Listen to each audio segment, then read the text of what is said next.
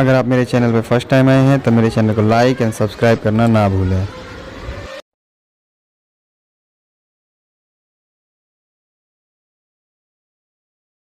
आज हम पढ़ेंगे सीवीटी के बारे में कि सीवीटी ट्रांसमिशन जो है वो क्या होता है।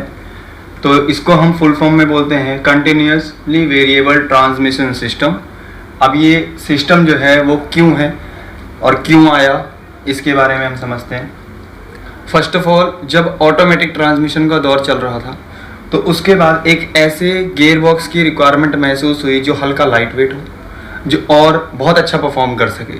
परफॉर्म करने का मतलब कि जब गियर चेंज हो रहे हों, जब गियर रेशो बदल रहा हो तो उसमें लैग कम से कम हो। तो सीवीटी के जो मेन एम थे उनकी हम बात करें, मोर माइलेज को बढ़ाया जा सके, और ये सीवीटी वर्जन माइलेज को ज़्यादा बढ़ाता भी था as comparatively AT transmission. Second, low gear shifting lag, यानी जब एक first gear to second gear हम शिफ्ट करते हैं तो इसमें लैग जो है वो ना के बराबर होता है, यानी आपको रियलाइज बिल्कुल भी नहीं होगा कि आपका जो गियर है वो शिफ्ट हो चुका है। थर्ड पॉइंट की हम बात करेंगे कि शिफ्टिंग के दौरान आपको गाड़ी चलाते समय बिल्कुल भी पूरी गाड़ी की जो बॉडी है उसके वेट पर ऐसा नहीं लगेगा कि गाड़ी हल्की सी रुक के फिर आगे बढ़ी है। वो डायरेक्टली ऐसा लगेगा कि उसने परफॉर्म अपना कर दिया और इसमें कोई भी आपको वेरिएशन नजर नहीं आएगा। फोर्थ पॉइंट है वेट, यानी भार। अगर हम और एटी ट्रांसमिशन की तुलना करें सीवीटी से तो सीवीटी का जो है वो वजन तो कम है गियर बॉक्स का, जिसके कारण हमारी गाड़ी थोड़ा अच्छा परफॉर्म करती है अकॉर्डिंग टू द माइलेज। अब कंटिन्यूसली वेरिएबल ट्रांसमिशन जो सिस्टम है वो अपने आप में ही ये बात को बताता है कि जो ट्रांसमिशन है वो वेरी कर रहा है, वेरिएबल है, और कंटिन्यूसली यानी निरंतर परिवर्तनशील ट्रांसमिशन की हम बात कर रहे हैं। तो ये हो गया इसका फुल फॉर्म, देन एम। अब बात करेंगे इसके यूनिट की। इसके यूनिट में दो प्रकार इस्तेमाल किए जाते हैं, वन पुली टाइप, दूसरा टोरिटेल टाइप। अब इसमें मेनली फंक्शन क्या है, अगर आप इन दोनों तस्वीरों को जो आप देख रहे हैं, इसमें यहाँ पर ये लगी हुई है बेल्ट, ठीक है, ये आपकी पुली है, सिमिलरली ये भी बिल्कुल पुली है, लेकिन यहाँ पर एक अरेंजमेंट है केम का।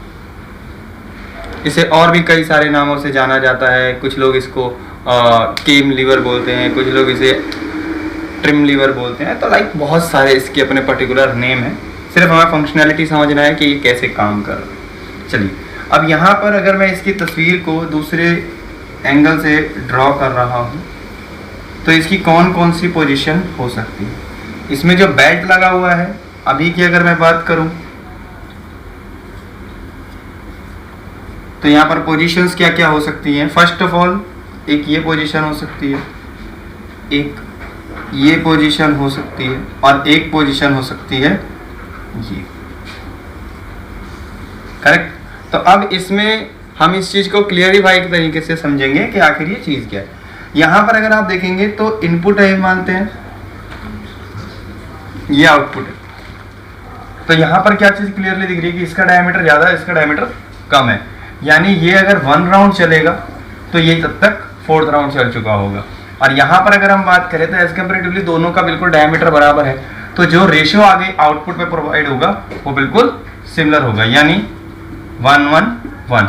और यहाँ पर अगर हम देखें तो ये इनपुट जो है वो 4 राउंड घूमेगा, सॉरी इनपुट 4 राउंड घूमेगा, तो ये केवल 1 राउंड घूमेगा। तो यहाँ पर रेशियो डिफरेंसेस आ गए, लेकिन ये चेंजिंग आएगी कैसे। तो जो दो पुलीज हैं उन दो पुली को जब हम कंपेयर करेंगे, बिकॉज ये जो पुली है ये कॉनिकल है, ये क्या है, कोन टाइप में बनी हुई पुलीज है, और इसके ऊपर जो बेल्ट लगी हुई है वो हैवी स्टील की बेल्ट लगी हुई होती है, बहुत ज़्यादा स्ट्रेंथ के साथ लगी हुई होती है। अब जैसे ही इसको हम दबाएंगे तो ये ऊपर की तरफ आ सकता है, जब हम इसे प्रेशर को रिलीज करेंगे तो ये डाउनवर्ड की तरफ जा सकता है। As it is the same here, दोनों पुली में इस तरीके की एक्टिविटी को पूरा करवाया जाएगा। एक में प्रेशर को बढ़ाएंगे जबकि दूसरे में प्रेशर को ड्रॉप आउट करेंगे। इस प्रक्रिया से हम इस प्रकार का एक गियर रेशियो अरेंज करवा सकते हैं। इसके बाद इस वाले पॉइंट में बात करते हैं इसमें किसी प्रकार की बेल्ट का उपयोग नहीं किया गया है, लेकिन फिर भी अच्छा परफॉर्म कर पाता है। कैसे? अगर मैं इसको थोड़ा सा लार्ज सेक्शन में अगर मैं आपको बनाकर दिखाऊं तो ये पुली कुछ इस तरीके से है।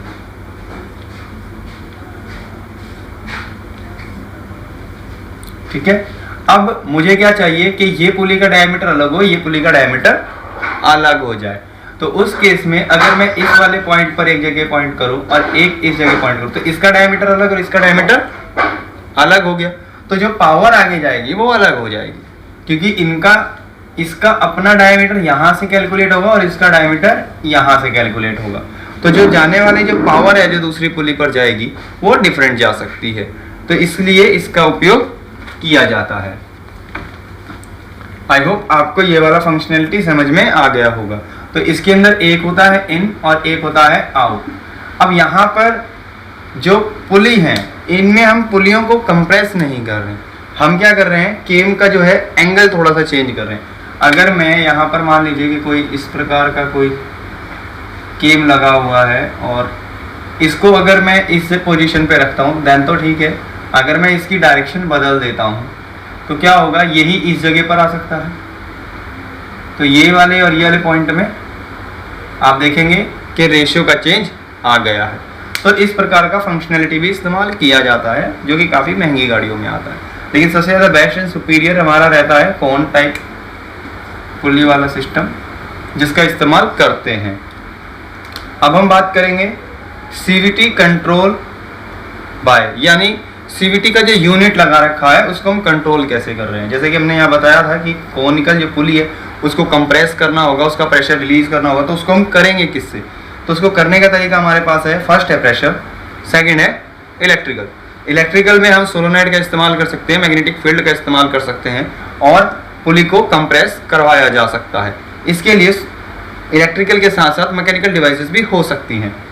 प्रेशर में एयर के प्रेशर का इस्तेमाल किया जा सकता है, प्लस हाइड्रोलिक प्रेशर का भी इस्तेमाल किया जा सकता है पुली को कंप्रेस करने के लिए। सीवीटी जो गियर बॉक्स है वो किस प्रकार से काम करता है, यहाँ पर एक छोटी सी तस्वीर के तहत मैं आपको समझाऊंगा कि सीवीटी वर्जन जो है वो कैसे काम करेगा। तो फर्स्ट ऑफ ऑल यहाँ से इंजन का जो ताकत है वह एंट्री करेगा विद हेल्प, इससे पहले गियर बॉक्स से पहले आपका टॉर्क कन्वर्टर यानी फ्लूइड फ्लाईव्हील, जिसे हाइड्रोलिक फ्लाईव्हील भी बोलते हैं, लगा हुआ है। इसके बाद एंट्री करेगा, तो एंट्री करने के बाद यहाँ पर एक अरेंजमेंट फिट किया गया है। दो यहाँ पर क्लच यूनिट इसी पुली में फिट किए गए, इसी इनपुट शाफ्ट के अंदर। एक इस्तेमाल किया जाएगा पार्किंग के लिए और दूसरा इस्तेमाल किया जाएगा न्यूट्रल के लिए, क्योंकि जब आप गियर शिफ्ट नहीं कर रहे हैं, आपने न्यूट्रल में कर रखा है, तो ये न्यूट्रल मोड के लिए काम आएगा और ये पार्किंग मोड के लिए काम आएगा। इसीलिए आपने सुना भी होगा कि जो ऑटोमेटिक ट्रांसमिशन होते हैं उन्हें पार्किंग मोड में रखने के बाद आप आगे के जो व्हील है उसे घुमा नहीं सकते, क्योंकि पूरा का पूरा जो ये गियर बॉक्स है वो इंटरनली लॉक हो जाता है, जिसके कारण आपके जो व्हील्स होते हैं वो भी लॉक हो जाते हैं। इसीलिए जो भी ऑल व्हील ड्राइव या फिर आपकी जो ऑटोमेटिक ट्रांसमिशन होती है उनके ड्राइव व्हील्स जो होते हैं उनको एक ट्रे पे रख करके ले करके जाया जाता है, जिसे शॉर्ट में हम बोलते हैं व्हील ट्रॉलीज, उस पे रख के ले जाया जाता है ताकि हमारी गाड़ी आसानी से जा सके। चलिए, ये था पार्किंग और न्यूट्रल से रिलेटेड बात। अब इसके बाद बात करते हैं कि पावर जो है यहाँ से आगे की तरफ बढ़ेगी। इस पे ये जो पॉइंट आप देख रहे हैं ये आपकी पुली लगी हुई है। ये पुली जो है कोनिकल शेप में आप देख रहे हैं, थोड़ा सा पर्टिकुलर एंगल है, और यहाँ पर लगाई गई है बेल्ट। और ये जो बेल्ट है ये आपकी बनी हुई है स्टील की और बहुत ज़्यादा स्ट्रेंथ के साथ बनाई गई है, यानी इन दोनों के ऊपर एक पर्टिकुलर खिंचाव इसका जो है वो बना हुआ रहेगा। अब इसके बाद जो पावर प्रोड्यूस होगी, जो आगे चेंज होगा, तो इसको चेंज कैसे किया जाएगा? इसके प्रेशर को और इसके प्रेशर पे दिया जाएगा ताकि ये कंप्रेस और रिलीज हो सके। इसके लिए यहाँ पर लगी होती है कंट्रोल यूनिट, जो हाइड्रोलिकली प्रेशर का इस्तेमाल करेगी, हाइड्रोलिकली प्रेशर का इस्तेमाल करेगी with the help of solenoid switches, और डिसाइड करेगी कि कौन सी पुली को ज़्यादा ओपन होना चाहिए, कौन सी पुली को ज़्यादा कंप्रेस्ड होना चाहिए, ताकि इन दोनों पुली के बीच में बेल्ट के द्वारा एक गियर रेशो बनाया जा सके। जब हम गियर रेशो बनाएंगे, जब हम गियर रेशो सेट कर देंगे तो उसके बाद आपकी जो गाड़ी की ड्राइव है वो फॉरवर्डली की तरफ चल रही है, यानी आगे की तरफ ड्राइव आप चला रहे हैं। अब ये डिसीजन लेगा आपका कंट्रोल यूनिट के क्या गियर रेशियो हमको यहाँ पर सेट करना है। लेकिन अगर गाड़ी आपको रिवर्स में चलानी है तो हम क्या करते हैं, इसमें एक प्लानेटरी मैकेनिज्म लगा होता है और एक क्लच लगा होता है। ये मल्टी क्लच प्लेट्स हैं। इसमें एक back gear clutch unit, back gear clutch लगाया गया है और इसके बीच में प्लानेटरी गियर सेट लगा हुआ है, क्योंकि बीच में हमें एक आइडलर मिल जाएगा और आइडलर के मिलने से ये जो आपका फाइनल गियर है, ये वाला जो आपका फाइनल गियर है, इस फाइनल गियर की जो डायरेक्शन है उसको हम बदल पाएंगे, जिससे हमारे जो व्हील है वो दूसरी डायरेक्शन में घूम पाएंगे और हमारी गाड़ी रिवर्स में सही प्रकार से चल पाएगी। तो यहाँ पर एक बार दोबारा रिपीट कर देते हैं कैसे कैसे पावर का फ्लो हो रहा है। फ्लूइड फ्लाईव्हील से आएगा क्लच एंड न्यूट्रल यूनिट पर, उसके बाद आएगा पुली पर, पुली पे आने के बाद जाएगा स्टील बेल्ट पर, स्टील बेल्ट से सेकेंडरी जो कोनिकल पुली लगी है उस पे पावर जाएगी, उसके बाद जाएगा आपका प्लानेटरी गियर सेट पर और गियर सेट के बाद जाएगा फाइनल गियर पर, फाइनल गियर से डिफरेंशियल के क्राउन व्हील पर, क्राउन व्हील के बाद जाएगा आपके जो स्टार पिनियन सन पिनियन लगे हुए हैं उन पे, एंड देन फाइनली व्हील्स तक आपकी पावर पहुंच जाएगी। इस यूनिट में कोई भी खराबी अपने आप नहीं आती है जब तक कि कोई फॉल्ट मैन्युफैक्चरर ना हो या फिर गाड़ी को किसी जगह पर इम्पैक्ट मार दिया गया हो, कहीं पे चोट लग गई हो, कहीं एक्सीडेंटल हुआ हो। अदरवाइज ये यूनिट अपने आप खराब नहीं होती है और ये बहुत अच्छा परफॉर्म करती हैं। आइए अब हम पढ़ते हैं CVT यानी continuously variable transmission control unit जो है वो किस तरीके से काम करेगा। तो यहाँ पर CVT कंट्रोल यूनिट जिसके कुछ इनपुट एंड आउटपुट्स, तो यहाँ पर हम समझने की कोशिश करेंगे कि क्या क्या रिक्वायरमेंट रहेगी इस यूनिट को अपने काम को करने के लिए। तो फर्स्ट ऑफ ऑल हम बात करेंगे कैन कम्युनिकेशन के द्वारा इंजन स्पीड का ज्ञान मिलेगा कि गाड़ी का जो इंजन है वो किस स्पीड पर चल रहा है। इसमें CKP और CMP सेंसर इसकी हेल्प कर सकते हैं। देन वैसे ज़्यादातर हमें CKP की ही रिक्वायरमेंट होती है, लेकिन कहीं कहीं पर CMP सेंसर भी इसके लिए एक फीडबैक के तौर पर फेल सेफ के रूप में काम कर सकता है। व्हीकल स्पीड अब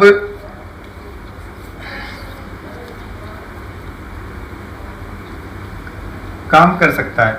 अब बात करेंगे व्हीकल स्पीड, गाड़ी किस गति से चल रही है इसकी जानकारी देगा VSS सेंसर।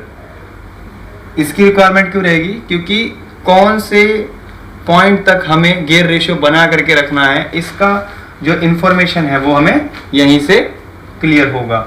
इसके बाद नेक्स्ट है ब्रेक स्विच। ब्रेक स्विच क्या है, ये भी एक इनपुट का पार्ट है। जब आप ब्रेक लगाएंगे तो उसका सिग्नल यहाँ तक पहुँचेगा CVT कंट्रोल यूनिट तक और इसको पता चलेगा कि आप ब्रेक अप्लाई कर रहे हैं, यानी आप स्पीड को ड्रॉप करना चाहते हैं, आप स्पीड को बढ़ाना नहीं चाह रहे हैं। तो उस केस में गियर बॉक्स जो है वो इंटरनली अपने आप न्यूट्रल मोड में चला जाएगा ताकि जिस समय आपको सही गियर रेशियो की रिक्वायरमेंट हो तभी दिया जाए। इसके बाद नेक्स्ट पॉइंट है गियर लीवर स्विच। अब आप गियर लीवर जो स्विच है उसको किस मोड में रखना चाहते हैं, पार्किंग मोड में, न्यूट्रल मोड में, D मोड में, रिवर्स मोड में, उसके लिए ये वर्क करेगा। इसके बाद हम बात करेंगे इसके आउटपुट्स के लिए। तो सोलोनाइड्स, क्लच एंड वॉल्व। क्लच का मतलब ये है कि हाइड्रोलिकली जो आपके पास क्लच यूनिट हो सकती है, जैसे फॉर एग्जांपल के मल्टीप्लेट क्लचेस लगी हुई हैं, उसको कंट्रोल किया जा रहा है सोलोनाइड के द्वारा, या फिर हाइड्रोलिक यूनिट लगाकर वॉल लगा दिए गए हैं जिनको सोलोनाइड कंट्रोल कर रहा है। तो ये दो तकनीक इसमें होती हैं। तो जो क्लच हैं, parking clutch and neutral clutch, इसको कंट्रोल कौन करेगा, आपका CVT यूनिट। देन आ जाते हैं बैकवर्ड ड्राइव क्लच सोलोनाइड। जब आपकी गाड़ी को रिवर्स डायरेक्शन में चलाना होता है तो उस समय पर ये क्लच काम करेगा। इसके बाद आते हैं next solenoid valve primary and secondary